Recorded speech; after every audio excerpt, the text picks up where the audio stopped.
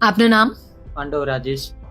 જ્યારે બાળક સ્કૂલમાં ભણતો હોય, શિક્ષકની શિક્ષણ પદ્ધતિ અને વિદ્યાર્થીનું જે શૈક્ષણિક હોય સપોર્ટ એ કેવી રીતે મળે છે? પહેલા પ્રથમ તો હું વાત કરીશ કે મારા 3 બાળકો છે. 3 બાળકો છે, જુનિયર સિનિયર થી માંડી અત્યારે મારી છોકરી 10માં આવી અને બીજું છોકરું 6માં આવ્યું અને ત્રીજું 4માં આવ્યું.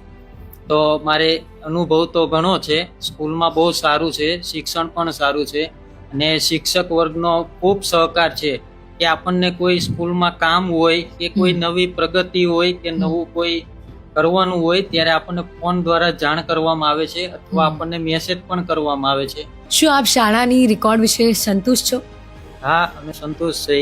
મારી દીકરી 9મું ધોરણ પાસ થઈને હવે 10માં આવી રહી છે, તો લોકોનું રિઝલ્ટ જોઈ રહ્યો છું કે સારા માર્ક્સ આવે છે. એટલે 10માં હું ખુશ છું કે મારી છોકરી પણ આગળ વધીને સારા માર્ક્સ લાવે. અને મીટિંગ પણ રાખવામાં આવે છે. અહીંયા મહિનામાં 2 મહિને મીટિંગ પણ રાખે છે એ લોકો અને આપણને સમજાવે છે કે તમારું બાળક શું કરે છે, અહીંયા કઈ રીતે ભણતર કરે છે, શું શેમાં નબળું છે, શેમાં આગળ વધી રહ્યું છે, આપણને બધું સમજાવે છે. એટલે આપણને પણ ખબર પડે કે આપણું બાળક અત્યારે શું સ્થિતિ પર છે.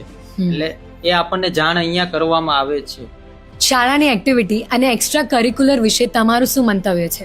અમારું મંતવ્ય એ છે કે શાળામાં પ્રવૃત્તિ, રમત અને બધી સ્પર્ધા થઈ રહી છે અને વર્ષે આમ જોઈએ તો મોટો કાર્યક્રમ પણ કરે છે. આપણે સરદાર સ્મૃતિ ભવનમાં આપણે એક વર્ષે બહુ સારો કાર્યક્રમ કરે છે. એના ઉપર પ્રવૃત્તિ સારી છે અને કોઈ પણ વાર તહેવાર એ લોકો કંઈ ને કંઈ આપણે નવી સ્પર્ધા અહીંયા રાખવામાં આવે છે. તેના પર ઇનામ પણ રાખવામાં આવે છે અને સારું છે.